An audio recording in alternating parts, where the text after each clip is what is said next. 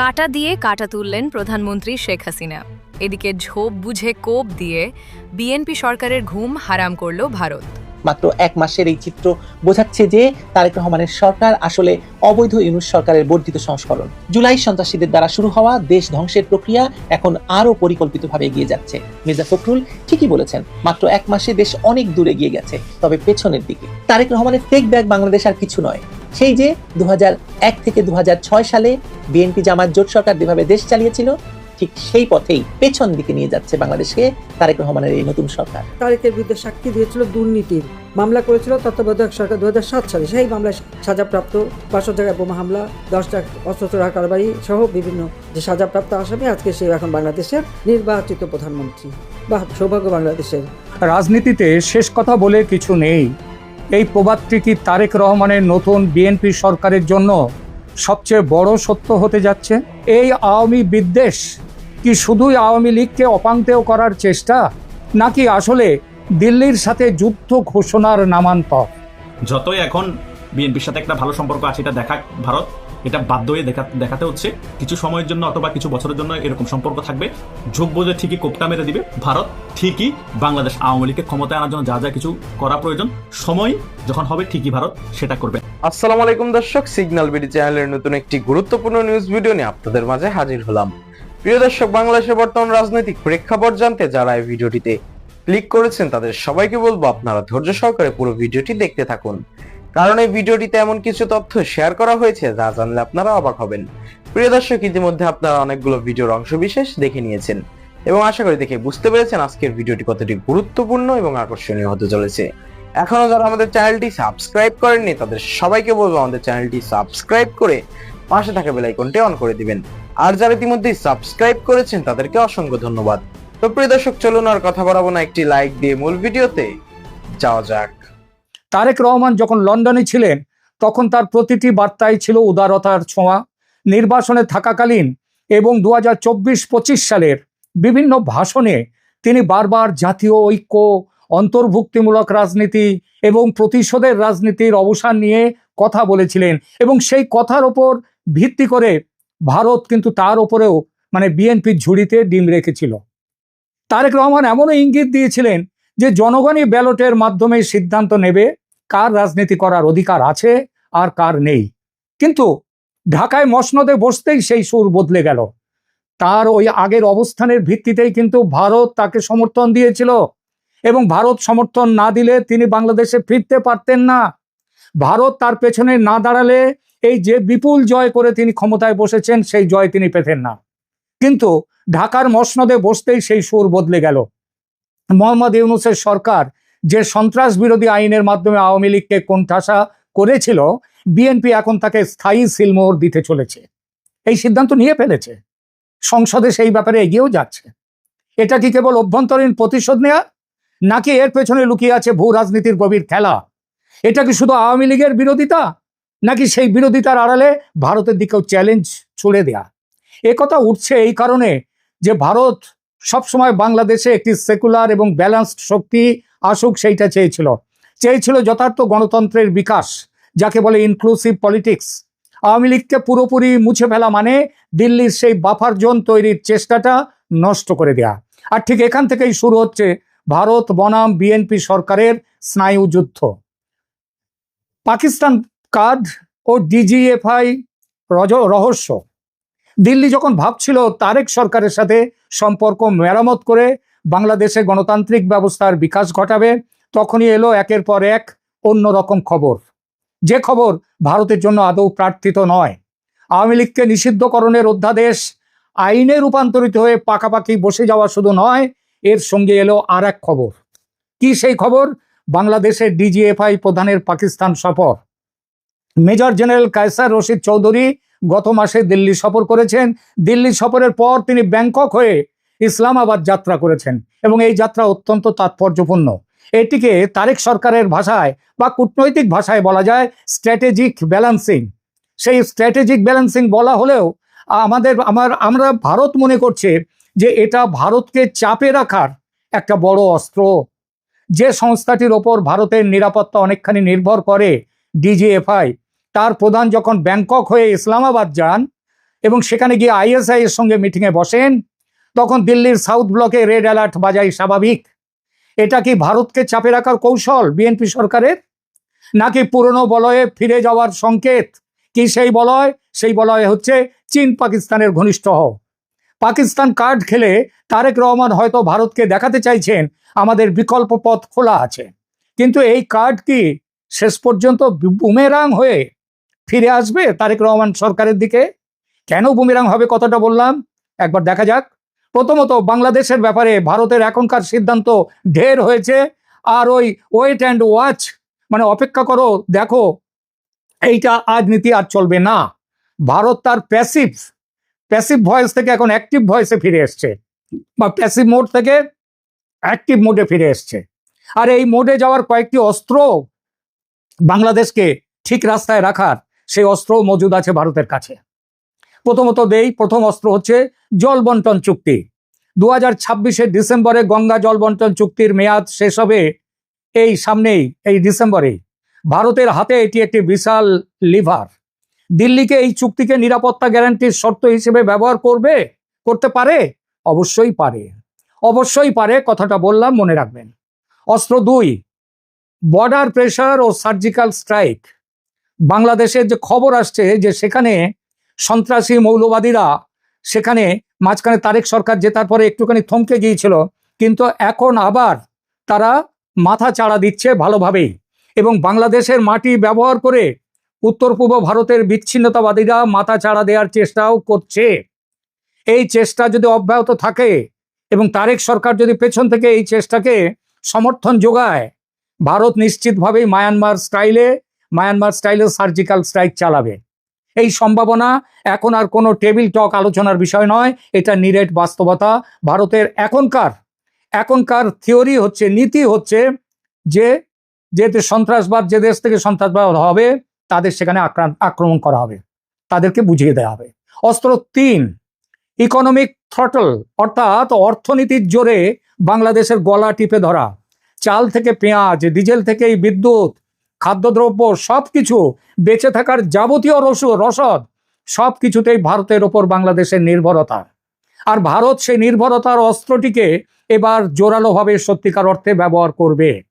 তারেক সরকারের জন্য এটি হতে পারে সবচেয়ে বড় দুঃস্বপ্ন। অস্ত্র 4, ভারত তার ভৌগোলিক অবস্থানের সুবিধা ব্যবহার করে বাংলাদেশের আমদানি ও রপ্তানির ব্যবস্থাকে এমনভাবে সেটাকে কোণঠাসা করে দেবে যে সেটা হয়ে উঠবে বাংলাদেশের পক্ষে সবচেয়ে বড় দুঃস্বপ্ন।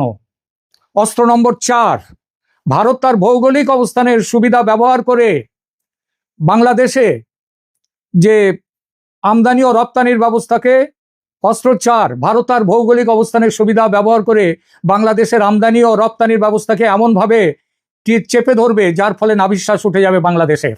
অস্ত্র 5, ভিসা নিয়মে কঠোরতা। যখন ভাবা হচ্ছিল যে তারেক রহমান সরকারের সঙ্গে ভারত পূর্ণ ভিসা প্রথা চালু করবে, ঠিক তখনই বাংলাদেশ যা শুরু করেছে, তার বাংলাদেশের সঙ্গে ভিসা নীতি আর হাসিনা জমানার মতো শিথিল ও সহজলভ্য করবে, এটা যখন ভাবছিল ভারত, তখন তারেক রহমানের কূট চাল ভারতকে থমকে দিয়েছে। ইউনূস আমলে নিয়ে যাওয়া কড়া ভিসা নীতি তুলে নেওয়ার পর থেকে সরে আসার আপাতত সম্ভাবনা দেখা যাচ্ছে না। আর এর ফল ভোগ করবে কিন্তু বাংলাদেশের সাধারণ মানুষ, আর এর পুরো দায় বর্তাবে কিন্তু তারেক রহমানের উপর, তার সরকারের উপর। এবার আসি ভূ রাজনৈতিক ফাঁদ ও বিএনপির আত্মঘাতী ভুল সিদ্ধান্তের বিষয়ে। তারেক সরকার যদি মনে করে চীনের খুব কাছে গিয়ে ভারতকে ঠেকাবে, তবে তারা একটি মৌলিক ভুল করছে। প্রথমত, আমেরিকা বঙ্গোপসাগরে চীনের প্রভাব সহ্য করবে না, আমেরিকার এই ক্ষেত্রে পার্টনার ভারত। দ্বিতীয়ত, ভৌগোলিক সত্য বদলানো যায় না, বাংলাদেশ কোনো দ্বীপ নয়, এটা 3 দিক দিয়ে ভারত বেষ্টিত, ভারতের পেটের মধ্যে বসে আছে। ডক্টর ইউনূসের সরকার এই প্রেসার পলিটিক্স যদি করে সফল হয়নি, বরং অর্থনীতি ক্ষতিগ্রস্ত হয়েছে।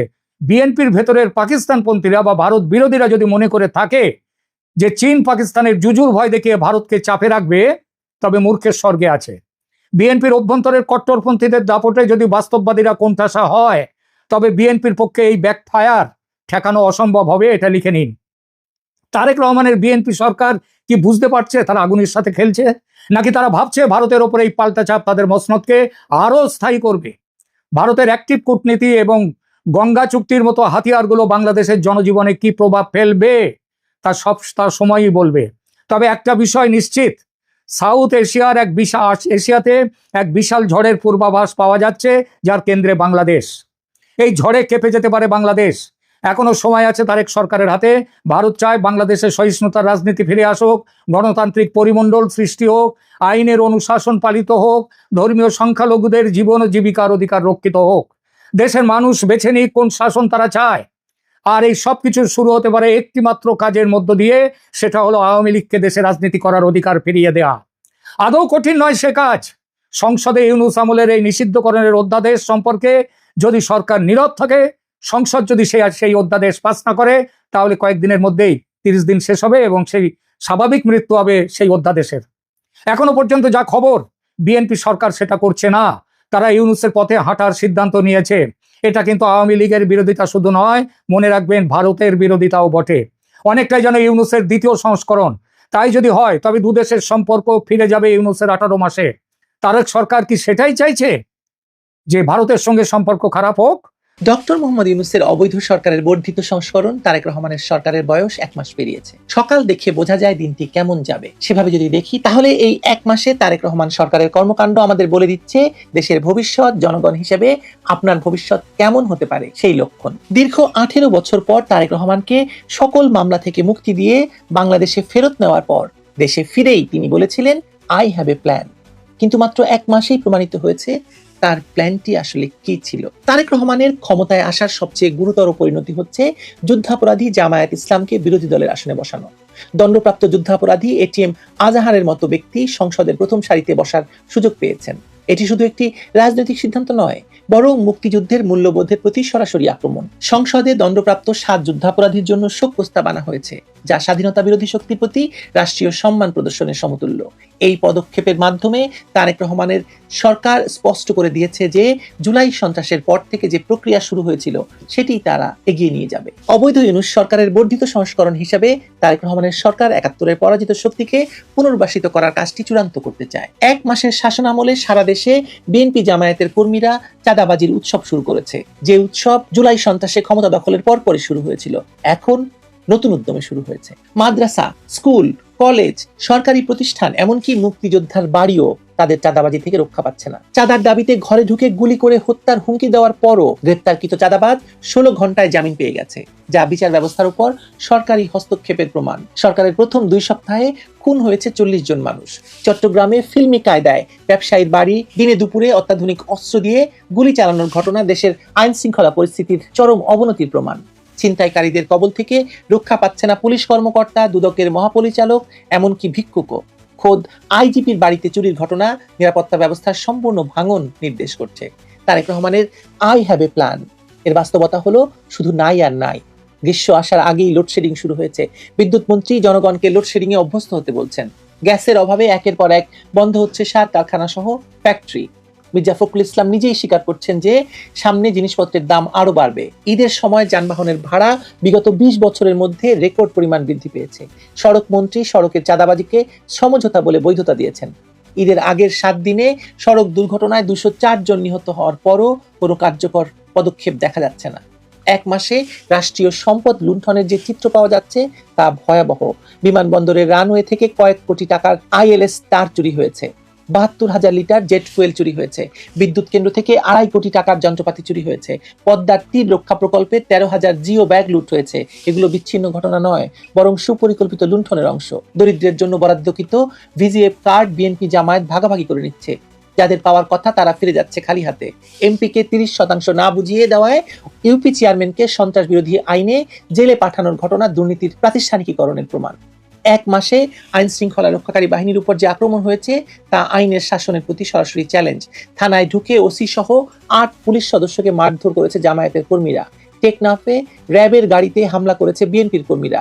খুলনায় পুলিশ কর্মকর্তার মাকে গলা কেটে হত্যা করা হয়েছে। ইউএনওর অফিস থেকে নিয়োগ পরীক্ষার খাতা ছিনিয়ে নেওয়া, চাঁদার দাবিতে কৃষি কর্মকর্তাকে প্রাণনাশের হুমকি দেওয়া, মুরগি চুরি করা, এসব ঘটনা দেখায় যে রাষ্ট্রযন্ত্রের উপর আক্রমণ কতটা সুসংগঠিত হয়ে উঠছে। তারেক রহমানের 1 মাসের শাসনে শেয়ার বাজারেও চরম বিপর্যয় ঘটেছে। ডিএসএক্স সূচক হারিয়েছে 285.62 পয়েন্ট, বাজার মূলধন কমেছে 19,386 কোটি টাকা, দৈনিক লেনদেন কমেছে 729 কোটি টাকা। এই পতন কেবল সংখ্যাগত নয়, বরং কোটি কোটি বিনিয়োগকারীর স্বপ্ন ভাঙার গল্প। ব্যালেন্স শূন্য বিও অ্যাকাউন্টের সংখ্যা বেড়েছে, যা প্রমাণ করে মানুষ বিনিয়োগ থেকে অর্থ তুলে নিয়ে পালিয়ে যাচ্ছে।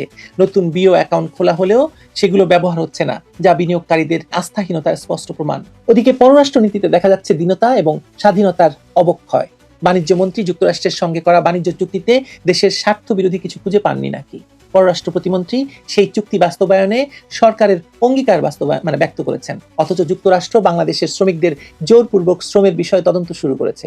রাশিয়া থেকে তেল কিনতে যুক্তরাষ্ট্রের অনুমতি চাওয়া হয়েছে, এমনকি কাজাকস্তান থেকে তেল আনতে যুক্তরাষ্ট্রের অনুমতি চাওয়া হয়েছে। এবং ভারতের কাছে অতিরিক্ত জ্বালানি তেলের জন্য অনুরোধ করা বোঝাচ্ছে যে দিল্লি না ঢাকা স্লোগান আসলে হিমাগারে। এই নীতি দেশের সার্বভৌমত্বের জন্য বিপজ্জনক। স্বাস্থ্য সেবায় চরম অবহেলার ছবি স্পষ্ট। সারা দেশের সরকারি হাসপাতালে শিশুদের অত্যাবশ্যকীয় টিকার ব্যাপক ঘাটতি রয়েছে। রাজশাহী মেডিকেল কলেজে মাত্র 11 দিনে হাম এবং নিউমোনিয়ায় মারা গেছে 33টি শিশু। সরকারি হাসপাতালগুলোতে প্রতিদিন বাড়ছে অসুস্থ শিশুর সংখ্যা। এই পরিস্থিতিতে জনস্বাস্থ্যের জন্য মারাত্মক হুমকি হয়ে দাঁড়িয়েছে সিরিঞ্জ না থাকা। একই সঙ্গে নারী নির্যাতন, ধর্ষণ ধারাবাহিকভাবে চলছে। 6 বছরের শিশু থেকে 60 বছরের বৃদ্ধা কেউই রেহাই পাচ্ছে না। মেয়েকে উত্ত্যক্ত করার প্রতিবাদ করায় বাবাকে খুন করা হচ্ছে। নারায়ণগঞ্জের জেলা বিএনপির আহ্বায়কের বিরুদ্ধে ধর্ষণের অভিযোগ উঠেছে। গণতান্ত্রিক প্রতিষ্ঠান ধ্বংস এবং দলীয়করণের পথেও সরকার দ্রুত হাঁটছে। 11টি সিটি কর্পোরেশন এবং 42টি জেলা পরিষদে দলীয় প্রশাসক নিয়োগ দেওয়া হয়েছে। স্বায়ত্তশাসিত বিশ্ববিদ্যালয়গুলোতে 73-এর অধ্যাদেশ না মেনে দলীয় শিক্ষকদের উপাচার্য নিয়োগ দেওয়া হয়েছে। এসব পদক্ষেপ গণতান্ত্রিক প্রতিষ্ঠানগুলোকে দলীয় করার পরিকল্পিত প্রচেষ্টা। এরই মধ্যে তারেক রহমানের খাল কাটা কর্মসূচি নতুন লুটপাটের বন্দোবস্ত হিসেবেও সামনে এসেছে। কোনো সমীক্ষা বা যাচাই বাছাই ছাড়াই 5 বছরে 20,000 কিলোমিটার খাল কাটার নামে কমপক্ষে 40,000 কোটি টাকার লুটপাটের পরিকল্পনা করা হয়েছে। আওয়ামী লীগ আমলের 4 লাখ পরিবারের ফ্যামিলি কার্ড বন্ধ করে মাত্র 37,000 জনকে নতুন কার্ড দেওয়া হয়েছে। অর্থাৎ জনকল্যাণের নামে যা দেখানো হচ্ছে তার ভিতরেও আছে বাছাই, বঞ্চনা এবং নতুন করে দখলদারির রাজনীতি। মাত্র 1 মাসের এই চিত্র বোঝাচ্ছে যে তারেক রহমানের সরকার আসলে অবৈধ ইউনূস সরকারের বর্ধিত সংস্করণ। জুলাই সন্ত্রাসীদের দ্বারা শুরু হওয়া দেশ ধ্বংসের প্রক্রিয়া এখন আরো পরিকল্পিতভাবে এগিয়ে যাচ্ছে। মির্জা ফখরুল ঠিকই বলেছেন, মাত্র 1 মাসে দেশ অনেক দূর এগিয়ে গেছে, তবে পেছনের দিকে। তারেক রহমানের টেক ব্যাক বাংলাদেশ আর কিছু নয়। সেই যে 2001 থেকে 2006 সালে বিএনপি জামায়াত জোট সরকার যেভাবে দেশ চালিয়েছিল, ঠিক সেই পথেই পেছন দিকে নিয়ে যাচ্ছে বাংলাদেশকে তারেক রহমানের এই নতুন সরকার। জঙ্গিবাদের উত্থান ঠেকানো তারেক রহমানের পক্ষে সম্ভব নয়, কারণ সারাদিন তিনি জঙ্গিদের নিয়েই চলছেন। বৃক্ষ তোমার নাম কি, ফলে তার পরিচয়। আমরা সকাল দেখছি, দিনটি কেমন যাবে আপনিও বলতে পারেন, আমিও বলতে পারি। প্রিয় দর্শক, ইতিমধ্যে আপনারা আমাদের পুরো ভিডিওটি দেখেছেন। ভিডিওটি দেখে কি জানলেন এবং বুঝলেন, অবশ্যই আপনাদের মূল্যবান মতামতটি আমাদের কমেন্ট বক্সে জানাতে ভুলবেন না। এখনো যারা আমাদের চ্যানেলটি সাবস্ক্রাইব করেনি তাদের সবাইকে বলবো আমাদের চ্যানেলটি সাবস্ক্রাইব করে পাশে থাকা বেল আইকনটা অন করে দিবেন এরকম নিত্য নতুন প্রতিদিন গরম গরম নিউজ আপডেট পেতে। ধন্যবাদ সবাইকে।